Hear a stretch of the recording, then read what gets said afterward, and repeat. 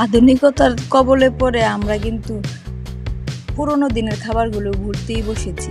তো আমাদের পরবর্তী প্রজন্ম যাতে চিনে জানে সেজন্য মাঝে মধ্যে এগুলি রান্না করতে হয়। নিয়ে আসলাম শুক্তা। তো শুক্তা, এটা মাছের শুক্তা। মাছগুলি ভাজতে নেই, প্রথমে লবণ হলুদ দিয়ে এটাকে জল সিদ্ধ বলে সম্বারের মধ্যে দিয়েছিলাম তেজপাতা, সরষা আর একটু মেথি। তো এই সম্বারের সময় মাছগুলি জল সহকারে দিয়ে দুই একটা জাল উঠলে নামিয়ে নিলাম। নামিয়ে তারপর দিয়ে দিলাম সবজিতে ছিল পেঁপে, কাঁচা কলা, এই ধরনের সবজি, শসা, এগুলি ঠান্ডা ঠান্ডা সব সবজি দিয়ে একটু ঢেকে লবণ দিয়ে মজিয়ে নিলাম।